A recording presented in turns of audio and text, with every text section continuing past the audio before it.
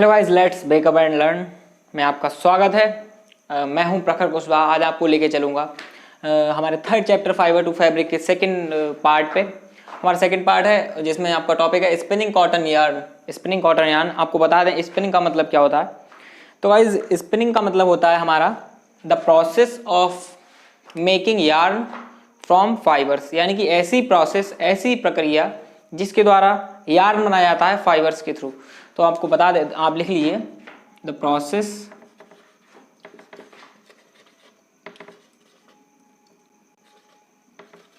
Of making yarn from fibres.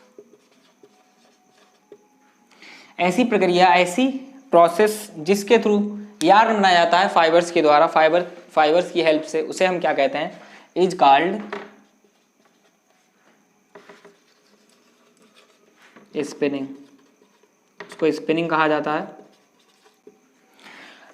Next guys एक और word आया है आपका गिनिंग। गिनिंग को क्या कहते हैं? गिनिंग ऐसी प्रोसेस होती है जिसमें हम जो कॉटन के सीड्स होते हैं, सीड्स को अलग करते हैं, सेपरेट करते हैं कॉटन से। तो इस थ्रो कॉम्बिंग, कॉम्ब करके इसको अलग किया जाता है। तो इसको आप लिखेंगे the process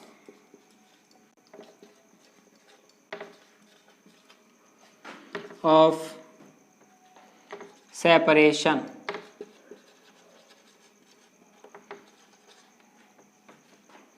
of seeds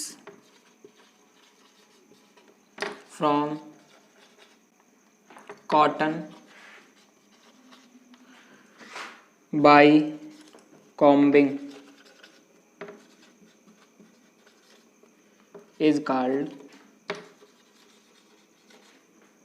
ginning.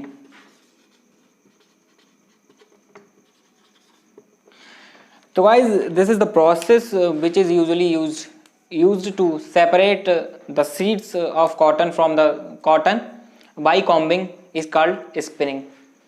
is called ginning. तो आप समझ चुके हैं गिनिंग क्या होती है। गिनिंग में कॉम्ब करके जो हमारे कॉटन जो होती है उसको सीड से अलग किया जाता है ताकि हम प्योर कॉटन हमें मिल सके आगे क्लॉथ्स मेकिंग और यार्न बनाने के लिए। तो गाइस आप समझ चुके होंगे स्पिनिंग और गिनिंग क्या होता है। आपको लेके चलते हैं इस चैप्टर के नेक्स्ट टॉपिक पे। नेक्स्ट टॉपिक हमारा है तकली या फिर चरखा। तो गाइस आपको बता दें तकली क्या होती है।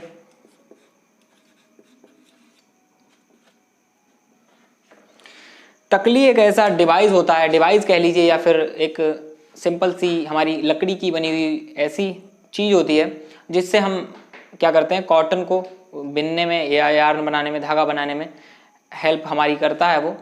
तो तकली जो होती है, आप सभी ने देखा होगा पुराने टाइम में यूज़ होती थी हमारे घरों में जब हम लोग छोटे थे। मुझे तो ध्यान है एक ऐसा, मतलब उसमें डंडी लगी हुई होती थी ऊपर से और नीचे से सर्कुलर होता था जिसमें स्टार्स टाइप के स्ट्रक्चर, कोन्स निकले हुए होते थे। साइड में आपको बना के दिखा देते हैं, यूजुअली लाइक दिस।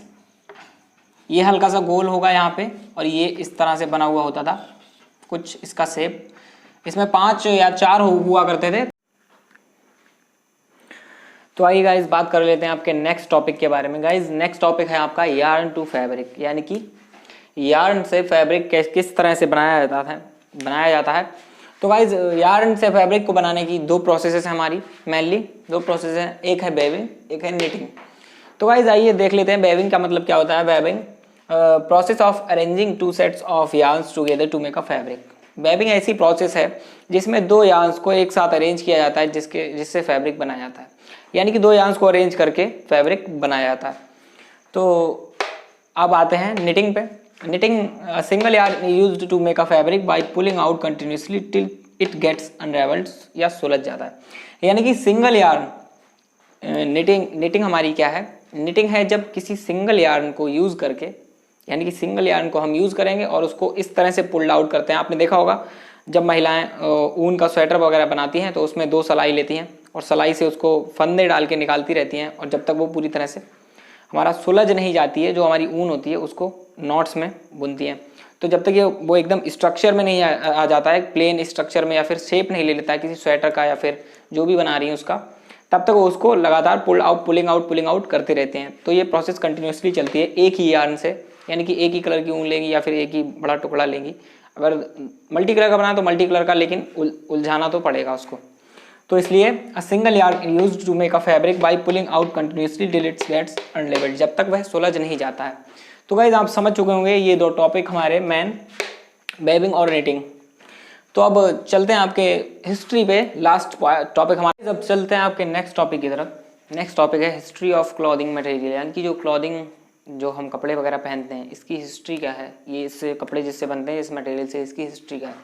तो इसकी हिस्ट्री है हमारा एसेंट टाइम में, जब आपको पता है जब मानव के अंदर इतनी थिंकिंग नहीं थी, इतना सोच विचार नहीं था, इतनी बुद्धि विकसित नहीं थी, तो उस टाइम पे मेनली जो अर्ली इंडियंस थे वो हमारे क्या पहनते थे, अर्ली जो ह्यूमंस थे या इंडियंस थे वो क्या पहनते थे, हमारे जो पत्ते होते थे, पत्ते वगैरह ये सब ऐसे ही लपेट कर पहन लिया करते थे। उसके बाद धीरे धीरे विकास हुआ, तो उन्होंने जब हमारा फैब्रिक था नहीं, फाइबर था नहीं, ना कॉटन था, तो पत्तों को वो स्टिच करके पहनने लगे, यानी कि कैसे भी बुन बुना के पहनने लगे। उसके बाद में धीरे धीरे स्टिचिंग आ गई और सुई का इस्तेमाल होने लगा, सुई बनी तो उससे धागे से सिल के पहनने लगे। तब तक कोई फैक्ट्री या फिर मशीन ऐसी थी नहीं जिससे कपड़ा सिला जाता था। इसके बाद क्या हुआ, धीरे धीरे और विकास हुआ, फिर हमें कॉटन जब मिल गया, कॉटन मिला और ये सब मिला, फैब्रिक मिले। तो कॉटन हमारा मेनली जब अर्ली एशियन टाइम में हमारा कहाँ ग्रो होता था, early Indian usually verse fabrics which was made out of cotton, यानी कि शुरुआत के जो इंडियंस थे वो क्या पहनते थे, कॉटन से बना हुआ फैब्रिक पहनते थे।